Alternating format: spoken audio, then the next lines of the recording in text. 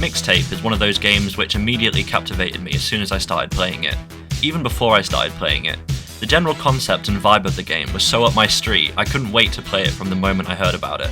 Start to finish, Mixtape gave me one of the best gaming experiences I've ever had, combining music, mental health, nostalgia, and dealing with change into an adorable warm hug of a coming-of-age story. Visiting each of the ensemble's houses and reflecting on their personal memories growing up as teenagers, it made for an incredibly insightful, relatable, and well-written interactive visual novel. So imagine my surprise when I finished the game and saw that people hated it. This is something that's been doing the rounds on the internet for ages, and it's always been a thing which pisses me off. The internet collectively deciding something is amazing, followed by the internet then later deciding it's completely overrated slop and was never good in the first place. Now, we're always inevitably going to have different opinions on any work of art. That's what art is, after all. But some responses I've started to see on this game in particular, I just think are totally out of order. Mixtape is a game with so much soul, personality, and charm. And while that's my opinion, it's okay if you think otherwise. This game, on release, was received about as well as a game possibly could be. 10s, literally and figuratively, across the board from critics, with the biggest elephant in the room being IGN's masterpiece 10. That's a pretty rare rating for IGN, or at least was back in the day. Now their rating system is basically just a scale of 7 to 10. Other games IGN gave a perfect score to include Stardew Valley, one of my favourite games of all time, Deathloop, which I love despite its shitty ending, and hell, even Overwatch. Do I agree that Overwatch is a 10 out of 10 game, on the same level as the game which essentially made my teenage years? No, but that's just me. I just can't believe how the cool thing to do these days is just to hate things. The top review of Mixtape as I'm recording this makes some good points about the story and unoriginality of the plot, and while I disagree, that's a perfectly fine opinion to have. However, what I don't like is that review ends by calling the game an abysmal waste of 3 hours of my life. And it's not just that one. Most of the Steam reviews, which have since fallen from overwhelmingly positive to only 85% positive, bring up the same issues over and over again. So let's talk about them. Mixtape costs £16, or around $20. Indie game pricing is a pretty hot topic these days, with the amount of quote-unquote friend slop. Short games with little to no replay value are heavily disliked these days compared to a few years ago.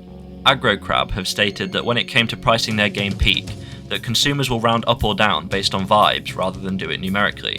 For example, $9 feels like it may as well be $10 to the consumer, but $8 feels like $5, so they price their game accordingly. There's only a $1 difference between the actual prices, but a whole $5 difference subconsciously. The strength to which effect this actually has is up for debate, but you can see in most indie games, Galvatron is £12, which feels like £10, which is a steal for that game. So with Mixtape being £16, I'd argue that that subconsciously rounds to £20, which is incredibly steep for a game with a 3-hour runtime.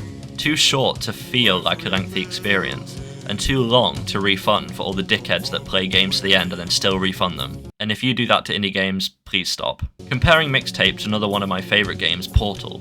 Portal is about an hour long and is half the price of Mixtape.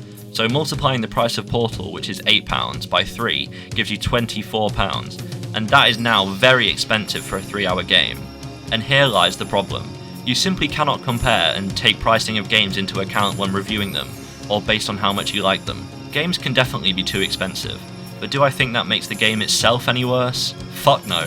That's just not a part of the art. Sometimes it's decided by the publisher, sometimes it's an independent developer who has to recoup their costs making the art they worked hard on. Do I think Project Hail Mary sucks because it costs £16 to go see at my cinema? Absolutely not. I simply don't think price can be valued into a review of something. Unless it's like a toaster, then yeah, I guess you can do that. A complaint I keep seeing time and time again is that Mixtape has basically no gameplay. And I agree, it's a walking simulator with funny characters and a cute narrative. But some of these reviews are like they're experiencing a visual novel for the first time. That's like playing an FMV and then complaining because you don't get to move your physical live action actor with WASD. If you play a walking simulator, you're gonna get a walking simulator. If you play the Stanley Parable or Firewatch or any visual novel in the world, you go in with the expectation that you are there for the experience, not necessarily the gameplay. And that's just one problem. I keep seeing the same quote that this should have been a movie, not a game. And that just makes me wonder if people don't want innovation at all in art. If Mixtape was not a video game, you wouldn't get the feeling of controlling the fireworks, picking up DVDs whilst tripping balls, and experiencing the opening skateboarding sequence which literally gave me goosebumps. If this was a film, I would have just sat there, but because of its media format, it felt like I was there. There is the same argument that you can just watch someone play the game on YouTube and get almost everything from Mixtape that you need. And this has been a debate for countless years, so I won't go into it today.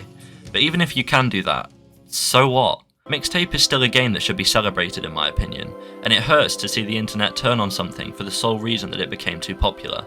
That's unfortunately just the cycle of most things these days, so here's someone that can say it much better than I can. And that's it. Mixtape Came out in 2026. Got amazing reviews, and then got some backlash, because that's what happens when you get amazing reviews. I still think it's fucking great. The soundtrack of Mixtape received the most praise, and I can't even begin to imagine how expensive that was for Annapurna to license. I mean, Roxy Music, the Brian Eno. It's just another sentiment on why I love this game so much. Mixtape helped me realise how change is okay, and I related a ton to my life feeling empty, and using things like music to fill the gaps. I would buy this game twice over, and I really hope they come out with a physical release of the titular Mixtape, because I would buy and spin that shit all day. The soundtrack is just amazing, and I love how they made conscious decisions to base the game around the music, and not the music around the game. This is the first game I've ever seen to do that, and I honestly believe in a few years we will look back on Mixtape and realise how fucking awesome it is. Anyway, that's just my opinion on it all. Mixtape is now one of my favourite games ever, and easily my favourite release of 2026. It's warm, cozy, compelling, and has a great narrative, based on a time I wasn't even alive in, so I don't even need the nostalgia bait buzzword which keeps being thrown around to enjoy it. If you weren't a fan of Mixtape, do let me know why, I'd love to hear your thoughts. I know I'll be adding it to my collection of beloved perfect games, right next to Portal 2 and the Haze Light Co-op series. Thanks so much for watching, and I'll see you in the next one.